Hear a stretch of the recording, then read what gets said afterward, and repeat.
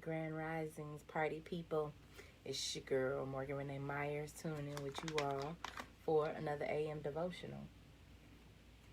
Of course, I'm starting my day with my live alkaline water. And if you have not waken up, given thanks, drank some water, stretched, went over your goals and affirmations, or took some time for yourself, moisturize before you got online or before you get your day started, make sure you take 5 minutes for yourself today. Self-care, self-love. So I'm going to hop right into it. If you've been tuning in, you already know what it is. I like to read out of these 2 devotionals written by Iyanla, Vanzant. I read them every year. I ain't switched it up yet. Maybe I'll find another one, but for now, these work for me. So we have Acts of Faith, daily meditations for people of color, and Until Today, daily devotions for spiritual growth and peace of mind. And again, these are by Iyanla Vanzant. And then I'm also tapping into the science of being great, because the chapters are super short, like 1 page each, by Wallace Wattles, just to get our spirits lifted, get our mind focused for the day, for the start of our day. So I'm gonna start with Acts of Faith. Today is Wednesday. Is it Wednesday or Tuesday? Tuesday, January 12th. Days is running together, child. 2022. All right, so what we got for January 12th? Acts of Faith, it starts off with a quote that says, "There's absolutely no way to save people from the things in their eyes. They must gather the courage to do it for themselves." And that was a quote by Alvin Lester Ben Morin. I don't know who that is, but before we were indoctrinated to the rules of the world with all its do's and don'ts, we were actually very receptive. We were willing to try new things, go into forbidden places, and take risks without hesitation. We did not believe in unhappiness, defeat, rejection, or lack. We asked for what we wanted, and we were willing to demand that it be provided. We thought the world existed to respond to our needs. It might do us well to revert back to the ways of childhood if we want to bring some good into our lives.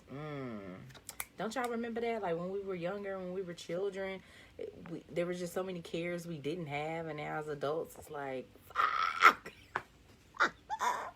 We got to get back to that childlike way in a sense. We really be losing our essence just by becoming adults. The world, man. It's not the temper tantrums or childish outbursts we want.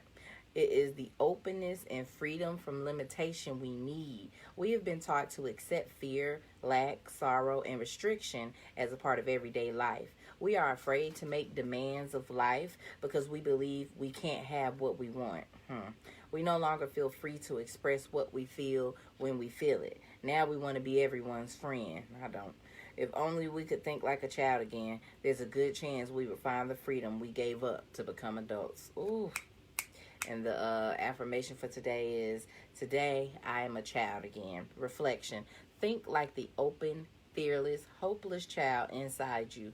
What would that child ask from the world? I'd ask the world to stop being so chaotic and be peaceful. I was a peaceful child. I didn't like a lot of disruption and chaos and stuff, and I would cry over things that, was just sad as hell about the world, and I still do, because I do really feel like we could live in harmony if we just tried, if we just acted right. All right, so that was that. Now we're on to Until Today, January 12th. Until Today. Let's see what that got to say. Grand Risings, everybody tune in. So it starts with a quote that says, "Life will work for me when I realize, when I've done all I can do, and I cannot regret what I did not do." Let me read that again. "Life will work for me when I realize, when I've done all I can do, and I cannot regret what I did not do." If you want a lesson in patience, go stand in a long line in a small bank on a Friday at noon. It is here that you come face to face with the realization that you cannot make life move faster than it is moving. No matter how urgent your situation may seem to be, things are going to happen when they happen and not a minute sooner. It does not matter how many times you roll your eyes, suck your teeth, huff or puff. You cannot make your life happen any faster than it is happening right now. In a long line in a small bank, when it seems like people are not moving as fast as they could, remember that the process is in motion and that things will get done when they get done. Grand Risings. Patience is a choice. It is the conscious choice to be reliant on the unceasing movement of life. Patience is an ability. It is the mental ability to remember that once the wheels start turning and the movement has begun, the destination will surely be reached eventually. Patience is a skill. It is the emotional skill of knowing that what you expect, intend, and desire will happen exactly when it needs to happen. Ooh, let me pause right there. Cause I think I said something yesterday. I can't remember what it was, but it was something that was said yesterday, and I was like, yeah, what she say? Something about asking about something or praying about something, and we don't always get it right then, or we may not get it at all. And I was saying that, like, just because we ask for something or pray for something don't mean that we're going to get it, especially if it's not for us to have. So, yeah, you can want and pray and desire, but what I'm learning through my experiences is that I believe in spirit, creator, a higher power, God, whatever you want to refer to it to. I do believe that will stop you from some things. Just because you feel like you want it or need it doesn't mean it's necessarily what you need for your path. And you asking or desiring certain things can actually bring you harm. And so by you not receiving it could be a way to save your ass. Okay. Let me back up. Patience is a choice. It is the conscious choice to be reliant on the unceasing movement of life. Patience is an ability. It is the mental ability to remember that once the wheels start turning and the movement has begun, the destination will surely be reached eventually. Patience is a skill. It is the emotional skill of knowing that what you expect, intend, and desire will happen exactly when it needs to happen. Patience is a science. It is the spiritual science of using your mental and emotional skills of creation to such an exacting degree that the outcome is assured at the beginning. It is the science of knowing that what you set in motion with your mind, what you believe in your heart, what you praise in your soul must happen at just the right time in just the right way. It may be challenging to practice patience while on a long line in a small bank on a Friday at noon. However, if you can master patience there, you can practice it anywhere. Until today, you may have experienced bouts of impatience. Sure have. Just for today, be devoted to mastering the art and science of being patient. Woo! Be patient with yourself. Be patient with others. Be patient with life. Patience always pays off. Today, I am patiently mastering the art and science of patience with myself, others, and life. This is why devotionals are so great to start in the morning. If you're reading something like this before you go have to deal with people in society, it just, you get certain downloads and reminders to adhere to throughout the day, Somebody try to knock you off your kilt. It's like, let me practice some patience. Practicing patience not easy now. Whew. I definitely got to work on it because people on the internet get on my nerves. I'm very grateful and thankful for the people that, contribute to my platform and support me and, become customers. I really do. But for the most part, the internet, anybody can get on the internet. So it'll be a lot of dumb stuff going around, a lot of stuff people say and do, and I'm just like, oh my God, I don't even want to talk to humans. So I really have to have patience also because it's a lot of things that affect people and why they are the way that they are. 5G, the foods, diseases running rampant. People are not living their best lives or living on purpose. It's all kind of reasons why people are and act and do the things that they do. And I'm just like, okay, I got to learn to be patient with people instead of getting so annoyed and just wanting to not deal with people and be a hermit and be shut off completely to myself because I like me the most. Like, I can't do that. So I just got to learn how to practice patience. And tuning in really helps me. Taking, personal self-time to really get me together helps me to be able to be a better me. Because if I don't, baby, everybody going to feel the wrath. And then everybody going to hate me. And that ain't going to be cool, right? All right. So I'm going to end this live with this short little chapter from The Science of Being Great by Wallace D. Wattles. We are on chapter 3, The Source of Power. The first 2 chapters were called Any Person May Become Great. And then yesterday we read about heredity and opportunity. So basically, a synopsis of that chapter was just saying that because you were born into certain situations, whether it be, certain thought processes or he didn't really mention disease, but just different things that your ancestors, your people went through or dealt with, or the type of people that they were. You don't have to keep telling that story. You could basically redirect the energy of your lineage based on what you choose to do in the here and now, and stop using heredity as an excuse for why you are the way that you are if it's not serving you. So now we're on chapter 3, The Source of Power, The Science of Being Great by Wallace D. Wattles, and it reads, man's brain, body, mind, faculties, and talents are the mere instruments he uses in demonstrating greatness. In themselves, they do not make him great. A man may have a large brain and a good mind, strong faculties, and brilliant talents, and yet he is not a great man unless he uses all of these in a great way.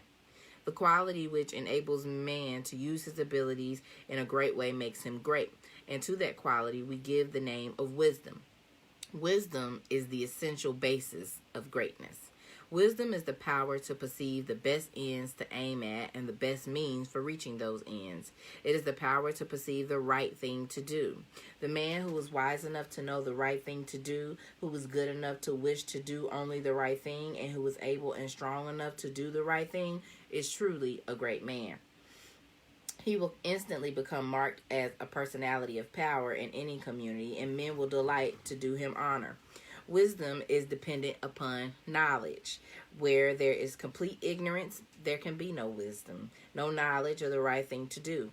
Man's knowledge is comparatively limited and so his wisdom must be small, unless he can connect his mind with a knowledge greater than his own and draw from it, by inspiration, the wisdom that his own limitations deny him.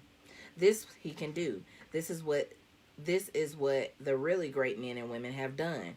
Man's knowledge is limited and uncertain. Therefore, he cannot have wisdom in himself.